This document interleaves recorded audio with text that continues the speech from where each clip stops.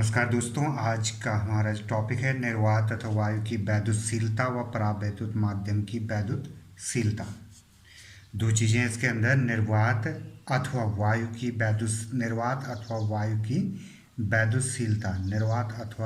की वैद्युतशीलता व परावैद्युत माध्यम की वैद्युतशीलता। तो हम जानते हैं कि बिंदु आवेश निर्वात तथा वायु में स्थित हो, हम जानते हैं कि यदि बिंदु आवेश निर्वात अथवा वायु में स्थित हो, निर्वात अथवा वायु में स्थित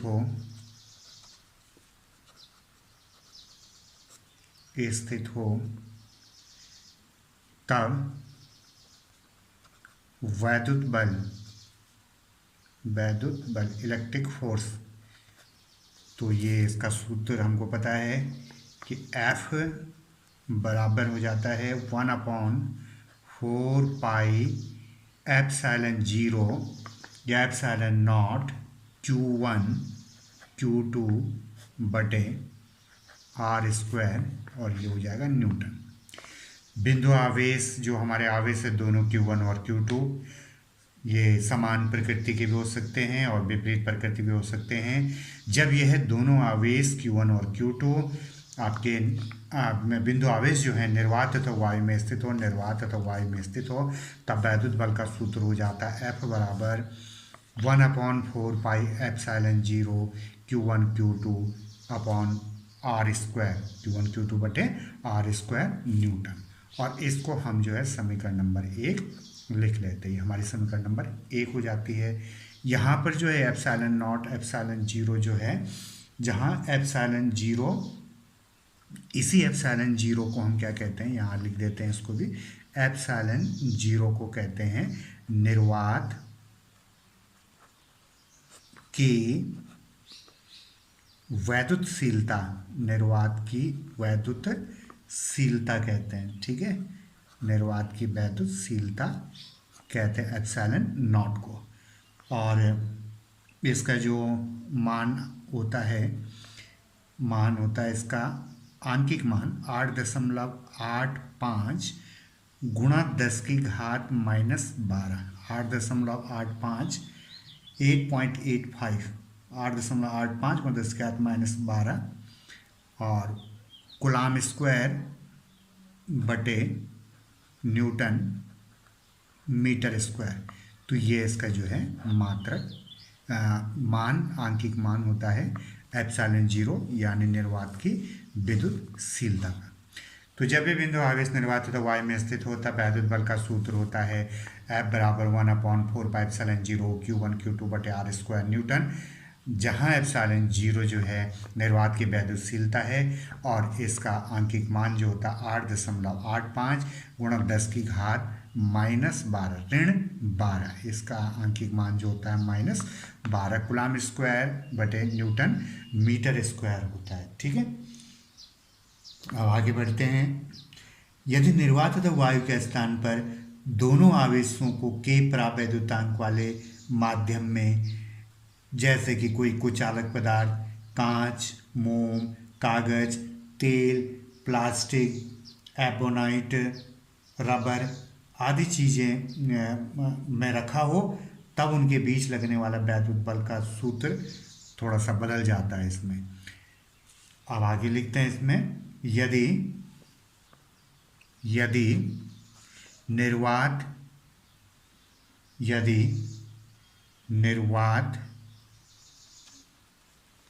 अथवा वायु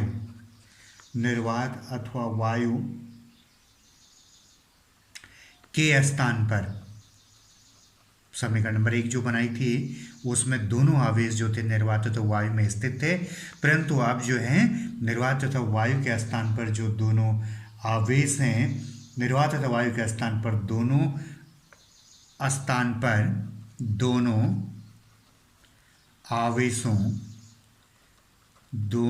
आवेशों को के परावैद्युतांक, के जो है ये बड़ा आएगा, कैपिटल लेटर्स में लिखा जाएगा, के परावैद्युतांक वैद्युतांक परावैद्युतांक वाले माध्यम, परावैद्युतांक वाले माध्यम, और परावैद्युतांक वाले माध्यम में, और यहाँ पर जो है ये जो माध्यम होंगे ये आपका जो है कांच हो सकता है, मोम हो सकता है, यहाँ पर जो है एबोनाइट हो सकता है, एबोनाइट हो सकता है, रबर हो सकता है, कागज हो सकता है, प्लास्टिक हो सकता है, आदि जो ये पदार्थ हैं ये परावैद्युतांक वाले पदार्थ कहलाते हैं। प्लास्टिक यदि निर्वात तथा वायु के स्थान पर दोनों आयसों के परावैद्युतांक वाले माध्यम में, जैसे कांच, मोम, एबोनाइट, रबर, कागज, प्लास्टिक, इनमें से कोई सा भी हो सकता है, इनमें से जो है कोई सा भी हो, उसमें रखा हो, में रखा हो, तब उनके बीच लगने वाला वैद्युत बल, तब उनके बीच लगने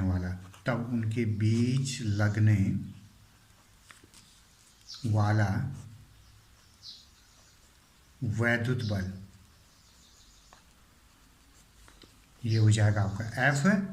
और माध्यम में दोनों आयसों को मीडियम में रखा है तो यहाँ पे FM लिख सकते हो, तो FM बराबर आ जाएगा 1/4 पाई एप्सिलॉन 0, निर्वात की विद्युतशीलता है, और इसी के साथ जो है परावैद्युतांक यानी K आ जाएगा। ठीक है, K Q1 Q2 बटे R² न्यूटन। और ये तब है जबकि कोई दोनों आवेशों को जो है किसी परावैद्युतांक माध्यम जैसे कि कांच, मोम, एबोनाइट, रबर, कागज, प्लास्टिक में रखा हो, तब उनके बीच वैद्युत बल जो है FM बराबर 1/4 पाई एप्सिलॉन 0, और यहाँ पर इंटू करके K परावैद्युतांक वाला माध्यम आ जाएगा Q1 Q2 बटे R² न्यूटन। इसको हम लिख देते हैं समीकरण नंबर, ये हमारी इक्वेशन नंबर 2 हो जाती है। ठीक है, इसके बाद जो है जहाँ ये यहाँ पे K जो है, जो ये K है, जहाँ यहाँ लिखें जहाँ K एक विमाहीन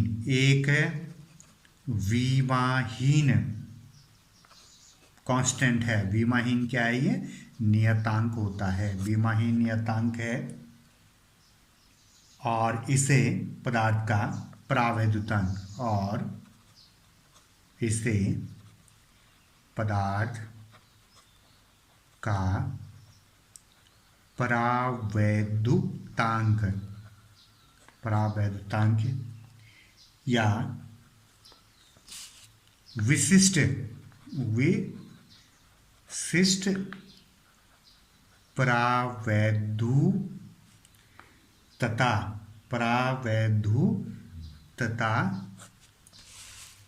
कहते हैं, परावैद्युतता कहते हैं।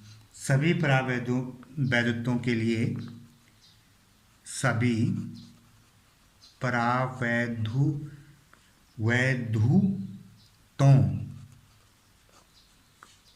के लिए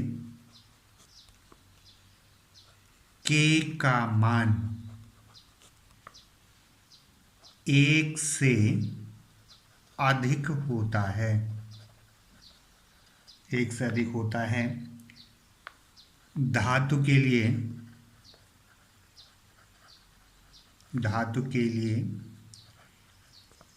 K का मान अनंत, धातु के लिए K का मान कितना होता है? अनंत, इन्फिनिटिव, अनंत होता है। यहाँ पे जो है ध्यान देने वाली बात है, ये भी कई बार परीक्षा में पूछा जाता है कि सभी परावैद्युतों के लिए K का मान कितना होता है। सभी परावैद्युतों के लिए K का मान जो है 1 से अधिक होता है। और जहाँ तक हम धातु की बात करते थे, धातु के लिए जो K का मान होता है ये इन्फिनिटिव यानी अनंत होता है। ठीक है, एक से अधिक होता है परावैद्युतों के लिए, सभी परावैद्युतों के लिए, और धातु के लिए k का मान अनंत होता है। ठीक है, अतः यदि आवेशों के मध्य कोई परावैद्युत हो तो उनके बीच लगने वाला वैद्युत बल घटता है। आवेश आवेश जो है हमारे पास कौन से, Q1 और Q2।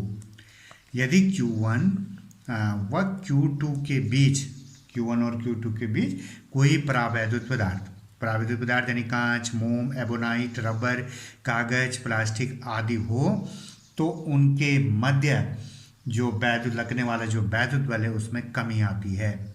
ध्यान दीजिएगा, परावैद्युतांक पदार्थ हो, ये भी पूछा जा सकता है एक नंबर का, कि यदि आवेशों के मध्य कोई परावैद्युत पदार्थ हो तो उनके मध्य लगने वाले वैद्युत बल पर क्या प्रभाव पड़ता है। तो ये भी नोट कर देते हैं, यदि आवेशों के मध्य बीच में कोई परावैद्युत जैसे मोम, कांच हो गया, अब्रक, एबोनाइट हो गया, परावैद्युत हो, तो उनके बीच लगने वाला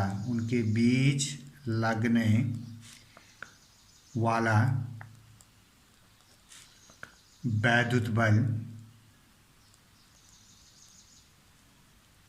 घट जाता है, वैद्युत बल में कमी आ जाती है, या वैद्युत बल जो है घट जाता है, वैद्युत बल में कमी आती है। ठीक है, तो इतना आपकी समझ में आ गया कि आवेशों के मध्य कोई परावैद्युत हो तो उनके बीच लगने वाला वैद्युत बल घट जाता है।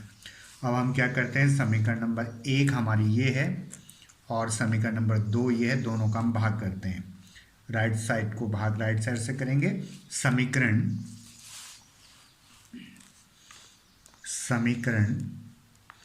1 को समीकरण 2 से भाग करेंगे तो राइट के अपॉन में जो है राइट आ जाएगा f, और समीकरण 2 जो है हमारी Fm थी, बराबर 1/4πε0 समीकरण नंबर 1 Q1 Q2 बटे r², और इसके बटे में आ जाएगा 1/4πε0 k Q1 Q2 बटे r²। यहाँ 1/4πε0 से 1/4πε0 कटा, केवल k बचा यहाँ से, Q1 Q2 बटे r² से Q1 Q2 बटे r² बचा। ये समीकरण हमारे पास बच गई F बटे Fm बराबर, ये उल्टेगा k, परावैद्युत पदार्थ, तो ये हो जाएगा आपका केवल k। तो इतना जो है ये हमारे पास बच गया, F बटे Fm बराबर k। अतः किसी परावैद्युत माध्यम का परावैद्युतांक अथवा वायु में परस्पर कुछ दूरी पर रखे दो बिंदु आवेशों के बीच लगने वाले वैद्युत बल तथा उन्हीं आवेशों को उतनी ही दूरी पर कुछ अलग माध्यम में रखने पर उनके बीच लगने वाले वैद्युत बल के अनुपात को कहते हैं परावैद्युत माध्यम का परावैद्युतांक। अब पूछा जाता है परावैद्युतांक माध्यम किसे कहते हैं, तो ये दोनों का अनुपात है, दोनों का भाग है, और बराबर जो है ये के, परावैद्युतांक अनुपात के। तो परावैद्युत माध्यम का परावैद्युतांक, इसको नोट कर लेते हैं, परावैद्युत माध्यम का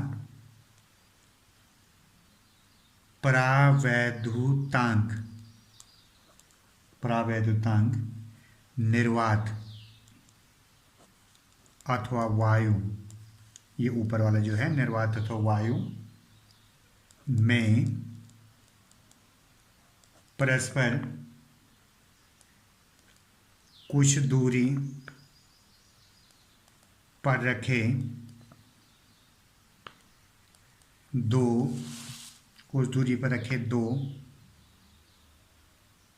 बिंदु आवेशों के बीच, दो बिंदु आवेशों के बीच लगने वाले वैद्युत बल तथा उन्हीं आवेशों को उतनी ही दूरी पर कुचालक, जो ये मोम रबर है, ये कुचालक माध्यम भी कह सकते हैं इसको, माध्यम में, कुचालक माध्यम में रखने पर उनके बीच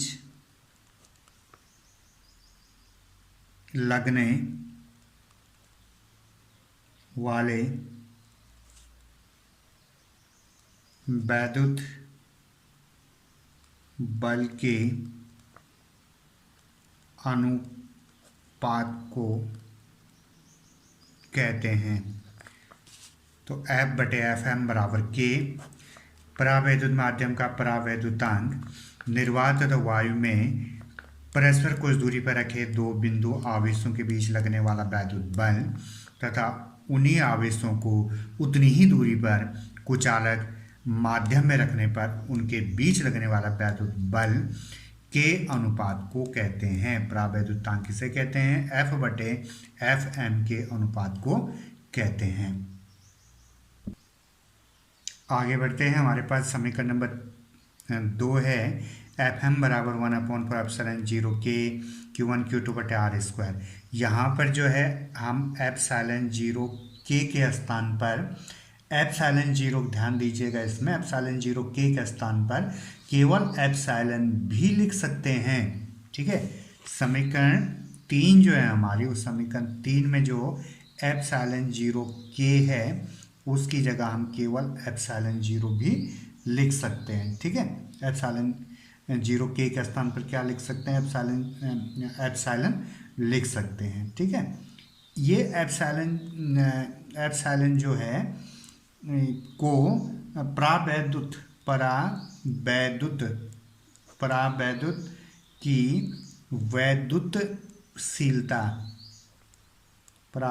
की वैद्युतशीलता कहते हैं। ठीक है, कहते हैं। अब हम क्या कर सकते हैं इसको, देखो ध्यान से देखिए, इस पद को जो है जो ये वाला पद है, ये ε0 K के स्थान पर ε0 लिखना और इसी को जो है परावैद्युत की वैद्युतशीलता कहते हैं। फिर से लिख देंगे इसको, ε0 K बराबर ε0, यहाँ से K जो परावैद्युतांक है, K बराबर ये हो जाएगा ε/ε0। ठीक, क्लियर हो गया इतना? ये आपका K का मान आ गया ε/ε0। और ये एप्सिलॉन क्या प्रदर्शित करता है? ये प्रदर्शित कर रहा है आपका परावैद्युत माध्यम की वैद्युतशीलता, परावैद्युत माध्यम की वैद्युतशीलता। ये क्या कर रहा है? परावैद्युत माध्यम की विद्युतशीलता, वैद्युत पे लिख सकते हैं वैद्युतशीलता। जब कोई कुचालक पदार्थ रखा हो, जैसे कागज रखा हो, मोम रखा हो, और ε0 क्या प्रदर्शित करता है? ये प्रदर्शित करता है निर्वात अथवा वायु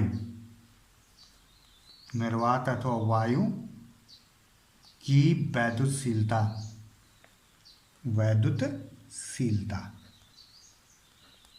निर्वात अथवा वायु की वैद्युतशीलता। अब इसके आधार पर इसका जो है परिभाषा बन जाती है। अतः स्पष्ट है कि परावैद्युत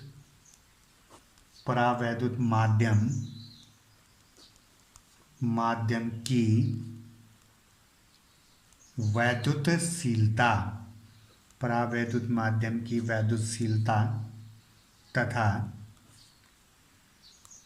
निर्वात अथवा वायु की वैद्युतशीलता, निर्वात अथवा वायु की वैद्युतशीलता के अनुपात को उस परावैद्युत माध्यम का परावैद्युतांक